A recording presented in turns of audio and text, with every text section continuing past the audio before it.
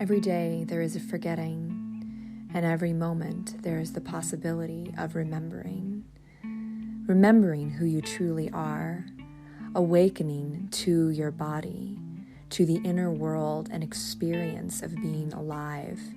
Here is where you find the beauty, the joy. Here is where you free your SOMA. Hello, everyone, and welcome to Free Your SOMA, Stories of Somatic Awakening and How to Live from the Inside Out. I have a very special guest with me today, Dawn St. John, a psychotherapist, somatic educator, a continuum teacher, and the author of Healing the Wounds of Childhood and Culture, an Adventure of a Lifetime. Today, we're going to talk about what is SOMA, answer that question, right? We're also going to look at how somatics relate to our capacity for relationships in our lives, and probably so much more. Thank you so much for being here, Dawn. My pleasure. Looking forward to talking to you. Absolutely. We just realized, you just told me right before we started the show that you're also a trained Hanna Somatic educator and that you actually trained with Thomas Hanna at his first training, well, the only training that he did. Yeah. And I'm just delighted by that information. I didn't know that when we booked this interview, and I just feel a kinship. It's just so wonderful to know that. And yeah, wonderful. Tell us a little bit about, that you did that training 33 years ago. You also had previously done some other somatic trainings, and then you've been cultivating a whole body of work now at this point. Tell us a little bit about the work that you do. Okay, well, let me back that up to where I started. I had a great deal of trauma in my early history, a lot of emotional and physical abuse in my childhood. And I realized when I was about 19, 20 years old that I needed help. And the only thing I knew about was psychiatry. So I found a psychiatrist in the Yellow Pages and began seeing him. And it began a process that I now call a journey of a lifetime, a process of healing, because one of the things that abuse does, or trauma of any form, is that it disconnects us from ourselves. And I realized somewhere along the way that I had to work with my body as well as my psyche. And so I began an exploration. I got Rolfed, then I studied structural integration, the Hellerwork structural integration approach. And that's when I came upon Tom Hanna and his work. And I was fascinated by his theory because his theory is so profound. He's the person who brought the word somatic into our culture. And he made a very, very important distinction between the body, as a third person object, the body, the shoulder, the rib cage. And he said, we don't experience that. We don't experience the shoulder. We experience sensations. There's an inner experience. And he also said that there's, libraries filled with books about the body, but very, very little is known about the experiencing body from the inside. And, it's interesting because his writings were so sublime, and he was a philosopher. That was his original profession. He was chairman of the Department of Philosophy at the University of Florida in Gainesville. And his philosophy is what brought him to working with people in the body. But what he specialized with in his private practice was pain relief. And he developed some amazing techniques to heal pain. But his theory can take us so far beyond pain relief. It can take us to the transcendent, because I have yet to find the limits of the connection to my body. And in my continuum practice, where I'm linking my attention to various places in my body and going deeper and deeper over a period of years and years, I've had some transcendent experiences. The feeling that I'm not this separate entity in the world, that somehow there's a greater connection among all of us. So, Tom's theories are just profound. Yes, and they're experiential. You And can their read about it. experience. You can read about it, but the way that, my clients best receive his message is through physically practicing these little movements that seem, at first glance, rather inconsequential, or maybe just as something that your physical therapist might give you to, reduce your pain. But in the regular practicing of these movements, you're building these neural pathways, you're building this capacity to actually be in and experience your living body. And that is what you're, as you're describing, can become so transcendent and so deeply valuable as you really meet a new version of yourself in that process. Exactly. That's so well said, Amy, that it's in the experience that you find yourself. You find a bigger sense of yourself. And it's in that experience that you begin to realize that even your ability to relate to another human being is highly influenced by our ability to connect with ourselves in a somatic way, in that sense that we've been talking about. Yes. And would you say a little bit more about, you've written this book, Healing the Wounds of Childhood. You have done, obviously, a lot of that work yourself through various modalities, through different ways. And how does that, if we have a wound in our childhood that is unresolved and we're not utilizing somatic tools, maybe we're going the more traditional route with psychotherapy and not utilizing our SOMA, what does that do to our capacity for relationships if we're not able to clear it fully in our SOMA?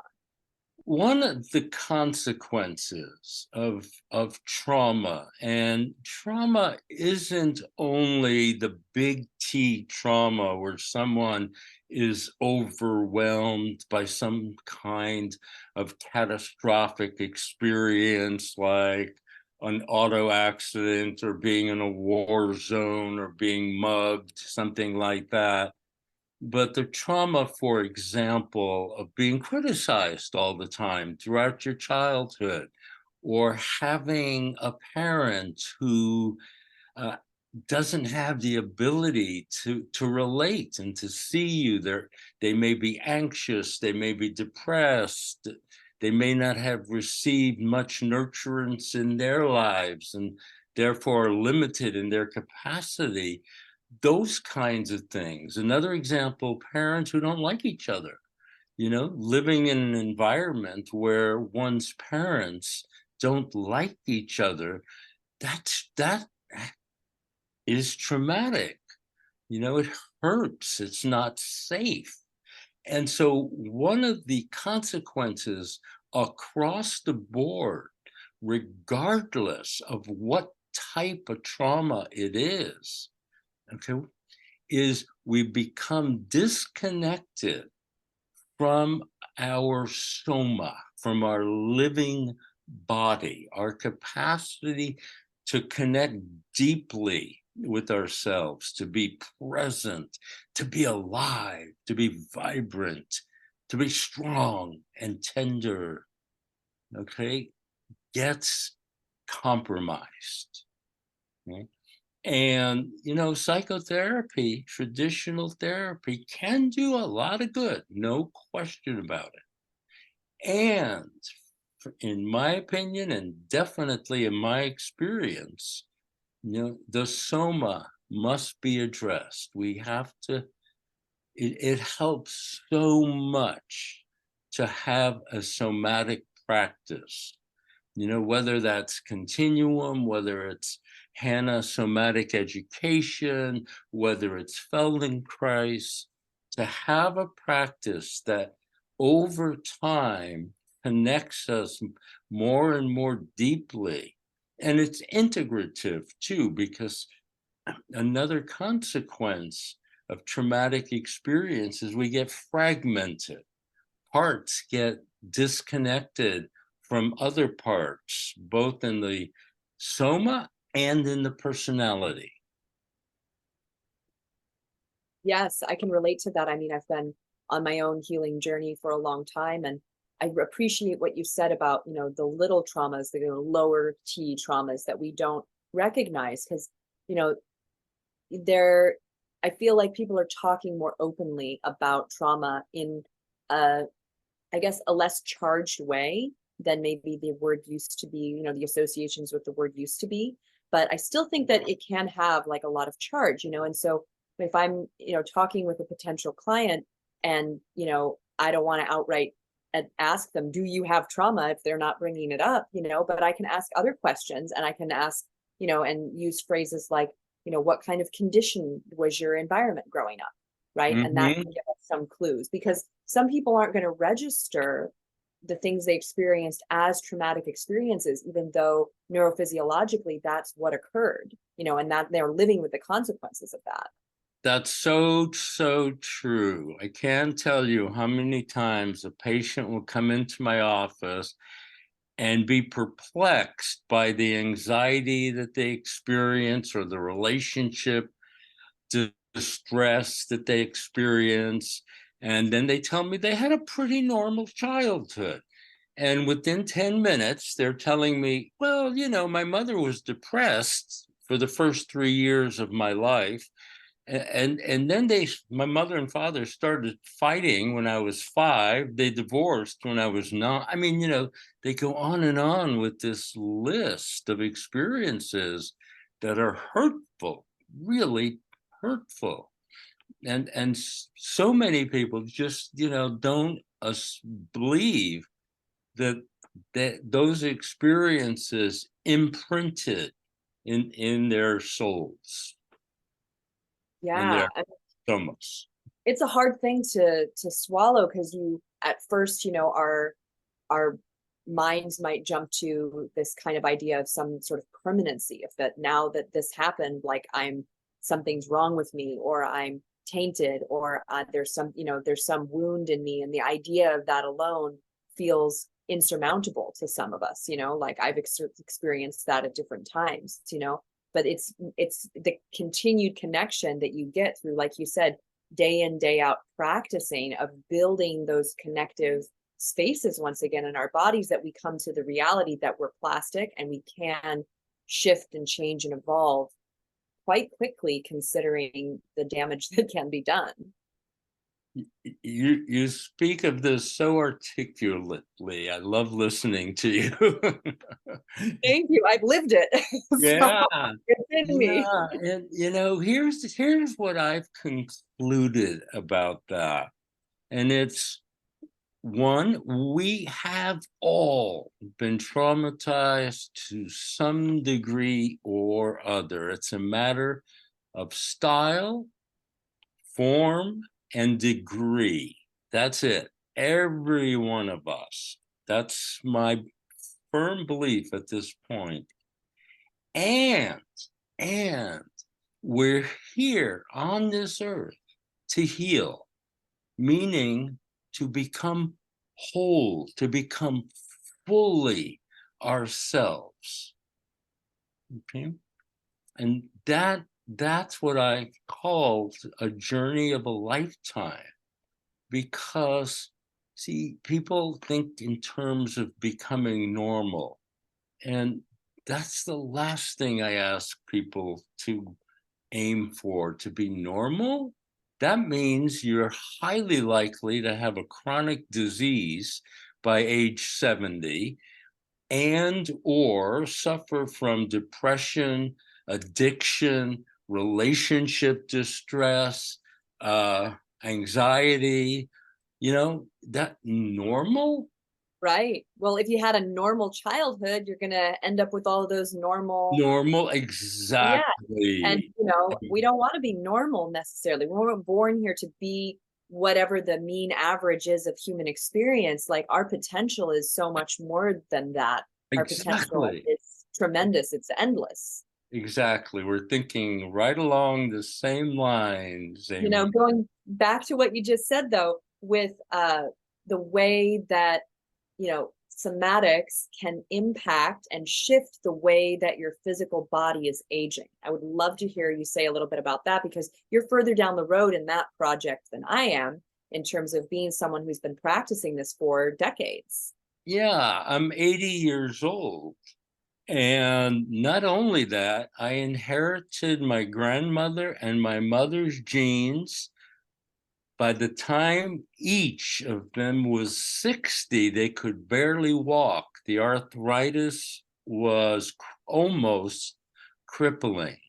And I've got it. I have severe arthritis in my knee, in my lower back, moderately severe in my wrists and fingers and shoulders. And next month, I'm teaching a continuum class, fluid movement for a bunch of 40-year-olds. I'm going to teach them how to move fluidly.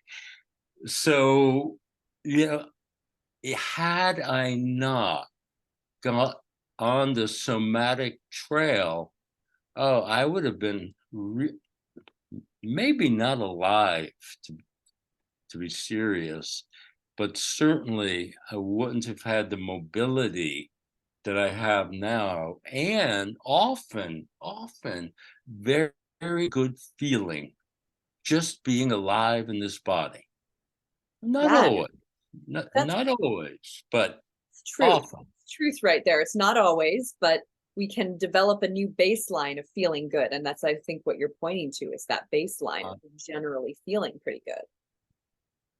Once again, I'm impressed Oh, by how articulate you are on this topic. yeah, my whole podcast Yes. is about this, and I've got a very engaging participant, so it's all good. I, I think it's great that you have arthritis and you have the genetics for arthritis, and yet because of the tools that you have and the way that you know how to work with your nervous system, that doesn't have to be like prevent you from functioning, right? And a lot of times I think people think like that these modalities or these tools, they're supposed to prevent us from ever having problems, from ever even getting arthritis, from ever even developing an issue.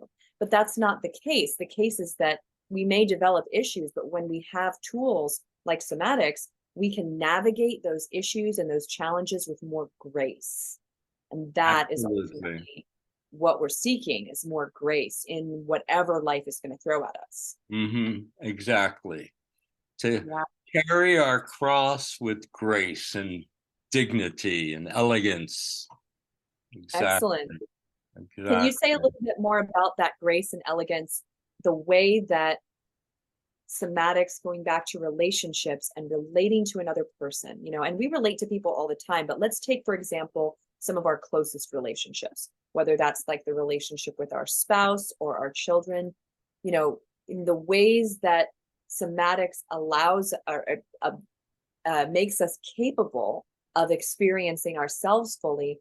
What are some of the ways that when we're practicing somatics, our relationships or the way that we're relating to others shifts? Can you describe some of that? Yeah, I can describe one very, very important dimension of that, and that's in a marriage or in a primary relationship. As we age, it's normal for our sexuality to diminish, to not have the same kind of sexual energy that we have in our 20s, 30s, even in our 40s.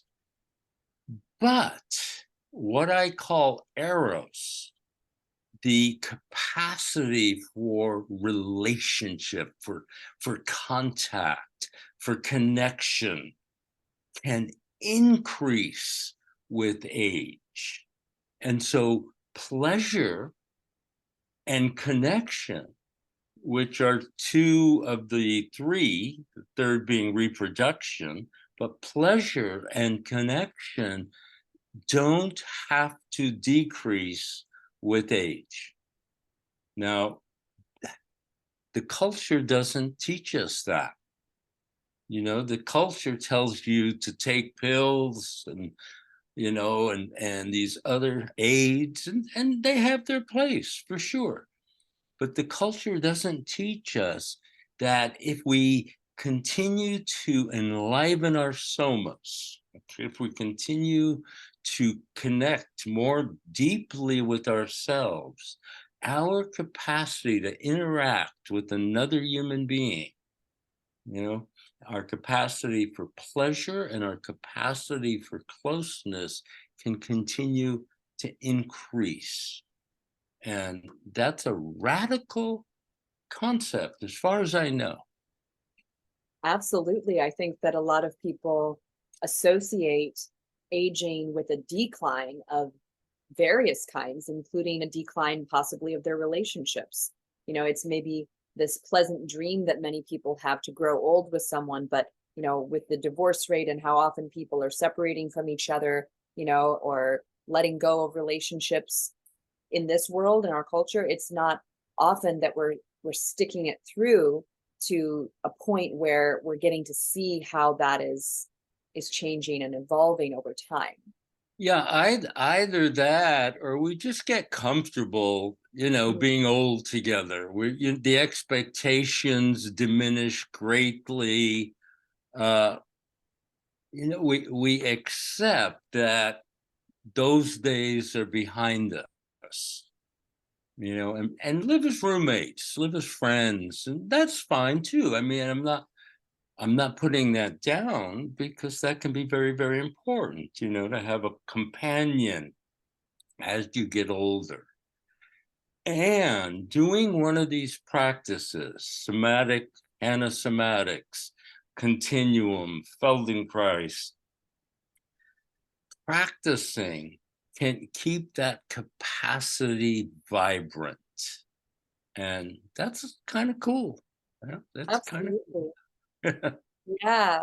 Yeah. And the way that it relates to pleasure, what you said is interesting, because I think that we hear a lot about people saying, oh, happiness, it comes from the inside, right? There's this concept of that. But pleasure is also something that comes from within, that is generated internally, right? Even if there's a relationship between some external, stimulation of some kind from our environment, it's something that we can either have the capacity to experience, or we can be numbed and we cannot have much capacity to experience pleasure, and to say to someone, oh, your pleasure comes from inside you, rather than that thing out there that you're reaching for, that delicious food, or, that alcohol, or whatever it is, that beautiful person, that relationship.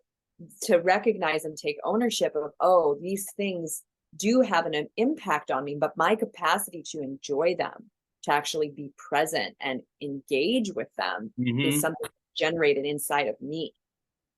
Right. And it's generated from that connection you have to yourself.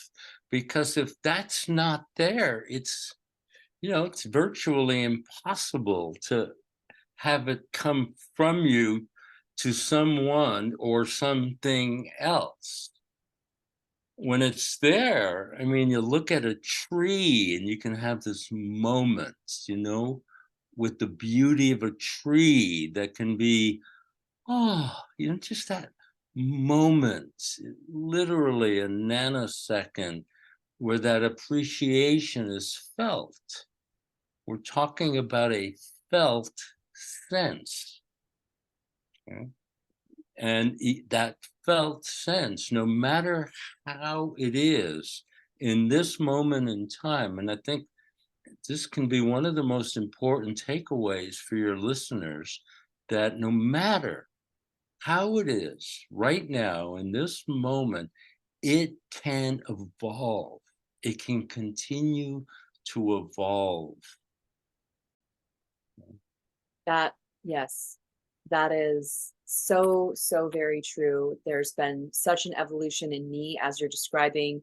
You know, I find it's fascinating with these podcast interviews because I get the, interaction, and it stimulates memories and thoughts and feelings and Mm, my soma. And I go, oh, I remember that time. I remember those times in my life. And I'm sure there's people who are listening who can relate, where I was melancholy and nothing was bringing me any joy, right? mhm. There was something that was dimmed inside of me. There were experiences or things that I had gone through that were unprocessed, that were painful. And so I had turned away. The term dissociation is becoming more known now, but just this turning away from myself. And in that Right. turning away and that refusing to feel these uncomfortable, painful things, I turned my feeling off to the beautiful things in my life too, to my relationship with my partner, or to the joys of living. And then you're like a hungry ghost, and you're chasing some good feeling that you can never really attain, because there's a fragmentation, as you referred to earlier. That was the story of my early life in my late teens and 20s. A hungry ghost chasing what I could never attain. And it wasn't pretty either. It was intense. It was, there are a lot of diagnostic categories I can use to label myself in those years. Complex PTSD, probably the most fitting of the diagnostic categories. And, that refers to a rather severe disconnection from my living body, right, from my soma. It refers to fragmentation. It refers to a compromised capacity to regulate myself, to regulate my impulses, poor impulse control, low frustration tolerance, a terrible ability to connect. I didn't know, Amy. I mean, this is from my heart. I didn't know what a human connection felt like until I was in my early 30s. And it was a little mind blowing. Wow, what just happened? Yeah. Yeah. And that was the beginning. And now it's the basis of my work, this deep emotional connection and fluid movement. So, Yeah, well, and it's amazing to realize that the two are connected. Our ability to move through our bodies is is directly related to our ability to move in our relationships, to sense and know where we begin and the other, like, where we end and the other begins. at the Because, very least, yes, right. yeah, and if we Where don't we know where can, those boundaries are, it can create all kinds of misunderstandings and difficulties in our relating to other people. yeah, yeah. My model that I use, and I write about this a lot in my book, is a state in which individual freedom and partner cohesion, togetherness, are both maximized. Now, that sounds paradoxical. It sounds like a contradiction. How can you have real closeness and real freedom and independence? You see? But if you think about it, you can get out of balance in either one of those directions. So it's a kind of back and forth flow, like a wave going one way and then going the other way. But if you have all freedom and no closeness, well, you're in parallel play, you're living separate lives. If you have all closeness without freedom, then you're in a codependent relationship where those boundaries that you refer to are blurred and you're, kind of glued and stuck. And we all Right. lean one way or another, but ideally there's this flow that kind of contains both. I love that. I think that's beautiful. The dynamic living relationship rather than stuck in a fixed Right, pattern, right, right? That exactly. that appears to not change. Right. Even though even in our fixed patterns, there are subtle shifts and changes, right? But often we don't see them because they feel too small. So we're not noticing them. We just think that this is how it always is, or Hmm. he never does that. We have these, even our language will expose it and show us that, this is how we're perceiving reality, but reality is much different than that. Reality is full of all of this movement all the time. Movement is one of the bases of our material world, and so why wouldn't it have a dramatic impact on our relationships, the way we're physically moving in our bodies? Yes, and right along with that is, if we're fluid in our bodies, if we're connected to and fluid in our bodies, we can flow with the movement rather than try fighting it all the time and try to hold on to a fixed position, a fixed perspective, a Yeah, fixed more point of freedom. view. Yeah, Hmm? we have freedom. We're not, Yeah, we have yeah, freedom. exactly. That's what this is about. Freedom. Totally. I mean, I had a client ask me one time, and I thought this was such a fascinating question to answer because, like, I thought for a moment I was thinking in my old persona as a yoga teacher, and there was an answer that I had based on my yoga teacher past life, right? And then Mhm. the Hanna Somatic educator in me was like, no, no, aha. The guy asked me, what is the right way to sit? Like, what is the right way? How should I be sitting? Because I'm Uh-huh. uncomfortable sitting. So how is the right way to sit? And I asked him, I said, do you want to hear something kind of radical? What if there is no right way to sit? What if there is only how you are sitting in that moment in direct relationship to what you're experiencing? And that would be the way to sit. Hmm. If you're tired and you had a long day, maybe you're slumping a bit in your chair. Yeah. If you're excited and you're really paying attention, maybe you're sitting up straight. There might be all kinds of shifting and changing that would occur. It's only when we become so fixed in our muscular state that that movement and that fluidity become uncomfortable or impossible feeling. Hmm. Exactly. Good answer you gave him. Yeah, he liked it. He did agree that he thought it was radical because I think he was expecting me to say something about alignment or, you know, his body. And yeah, it's such a paradigm shift from the way that I used to operate in my thinking, which was a very rigid, you know, in my approach to looking at the body, right? Versus looking at this dynamic process that's going on. Well, if we're really engaged in this somatic awakening, then our perspectives will change over time. Okay, because we'll have new information, new insights, new conditions. If we attempt to, hold on to what we learned 40 years ago, you know, then things get rough. Yeah, it's outdated and we need a system upgrade to We actually. we definitely need upgrades from time to time. Yeah. Yeah. And so say a little bit about, you talked somewhat about your book with healing the wounds of childhood. When this title, Culture, an adventure of a lifetime. So you're really, I'm assuming, maybe you can tell me, in this book, are you exploring the relationships of our culture to our soma?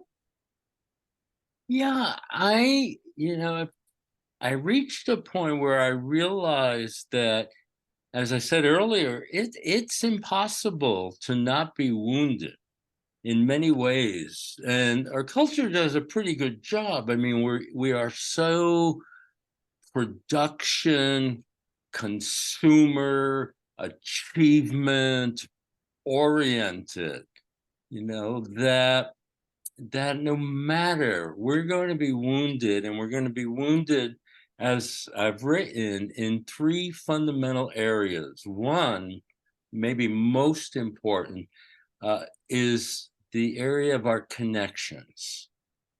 Starting with ourselves, starting with our living body, right? And our depth, our own psyche, our unconscious, to connect more and more with who we are. It's not supported by the culture. The abilities and the possibilities of really connecting with another human being. I'm sitting here, I'm looking at your face. It's so open and so lovely. I'm feeling this kind of love just looking at you, and it's like, yeah, there's an image there on my screen that can evoke it if one is open enough. So connections, love moments, that the culture doesn't support. Another area is the area of responsibility, that no matter the conditions that are handed to me, I was handed some very tough conditions. I'm not going to detail them. I wrote about them, but, suffice to say that they were, probably up in the upper 10% of challenging childhoods. But I came to realize that I'm the author of my life story. Yes, that's what I was dealt. Those were the effects, and I could change it all, including the story itself. That's a powerful position. That says no matter what comes, I have a response ability, the ability to respond. I'm the one who's going to make the meaning of those situations. Viktor Frankl, who wrote the classic book, Man in Search of Meaning, was in a concentration camp during the Holocaust. His family, his wife, his family were killed. His work, his books were destroyed. And what he was left with was a realization that they could not take away his capacity to make meaning of it all, to choose meaning. And he, spent the next 50 years. I had the privilege of being in a large seminar with him. He was an old man, and he was teaching off of that same insight. He had the power that no one could take away, the power to make meaning in his life. Wow. Yes. And it's a power that most of the time we're unconscious to what we're, how it's manifesting until we have that realization, until there's that breaking through moment where we're ready to, or maybe we're not even ready. Maybe we're just called into taking that responsibility and deciding to contend with it and work with it and have it evolve over time. Because, I think most of it is, it's conditioned, and we don't realize what's happening until there's ramifications, until there's disaster, right? Yeah, absolutely. And the culture is obsessed with who should we blame. Something happens, who should we blame? And blaming is part of that sense. It's a sense of victimization. We become victims. I could have spent my whole life blaming my parents for my traumas, and I'd have been stuck. I would have been anything but free. Instead, by the grace of God and some wise choices on my part, I got on this journey, and this journey that leads to just a overall better and better life. Yes.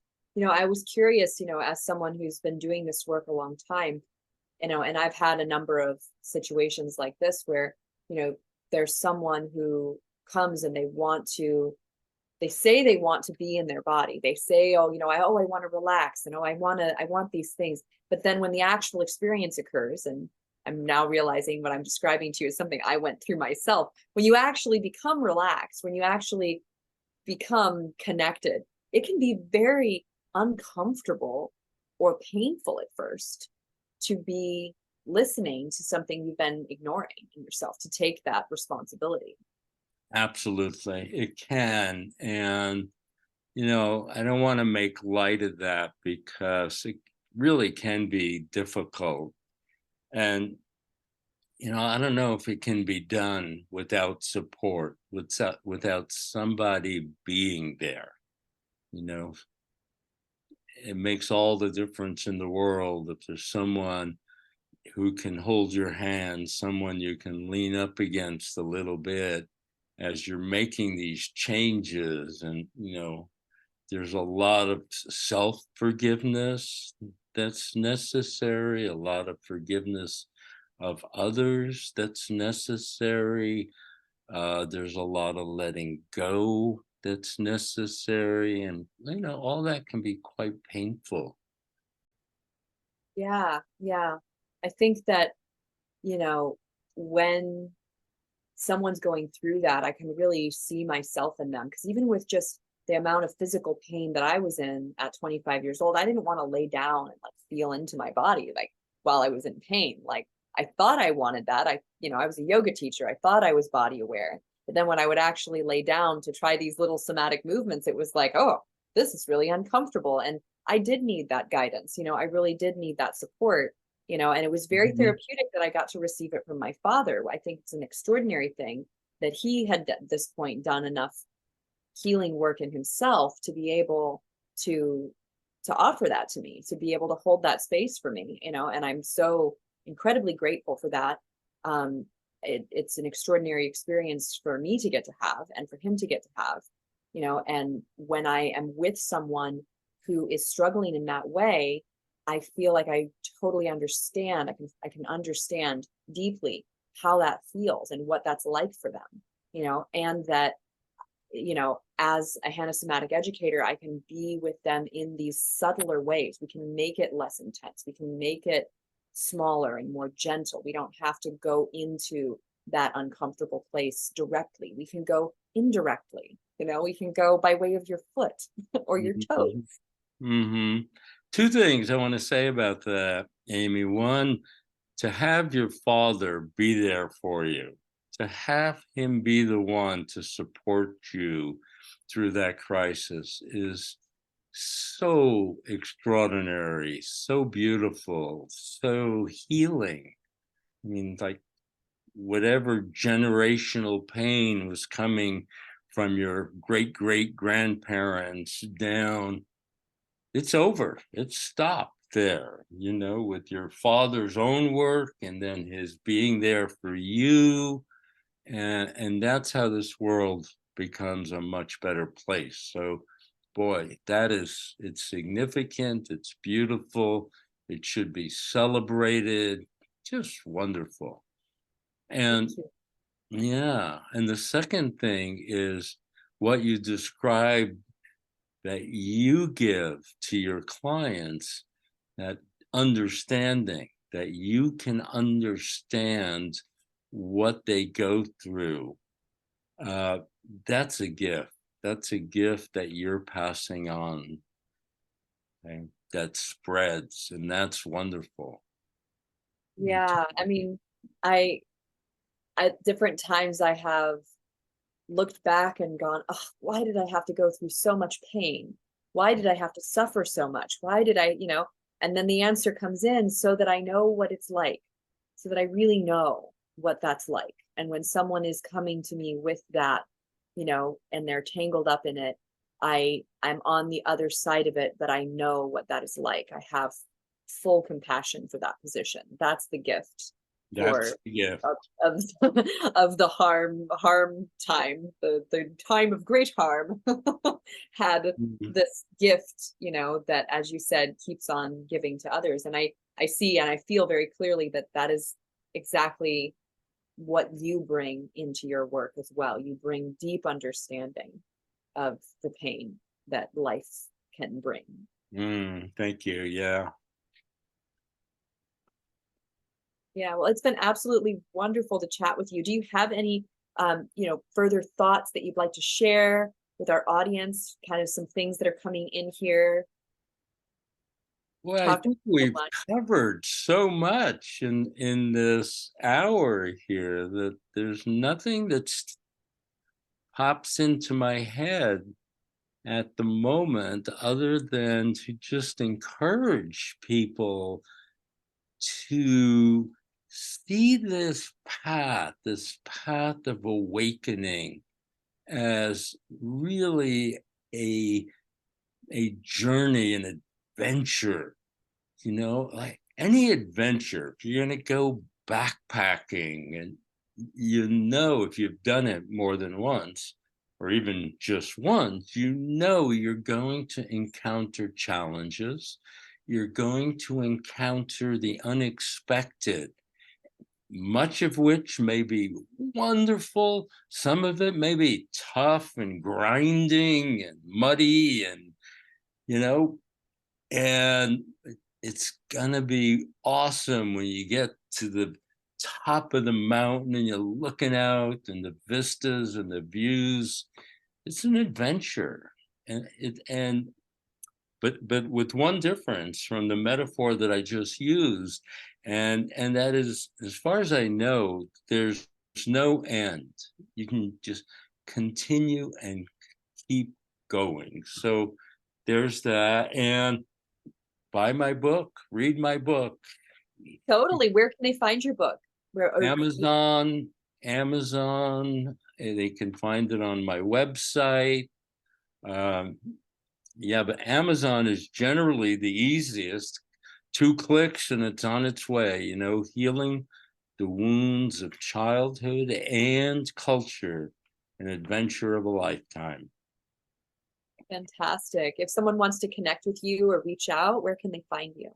On my website, there's a link that will send me an email. And will you publish the website for your folks?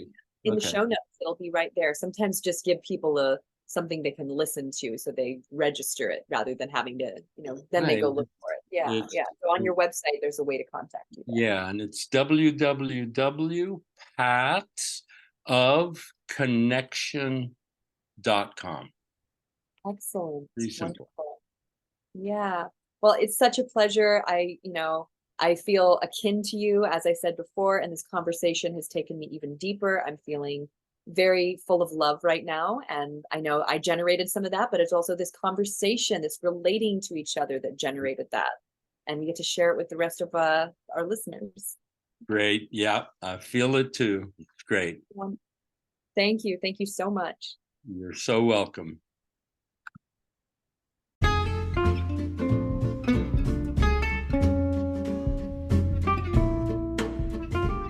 Hello, everyone.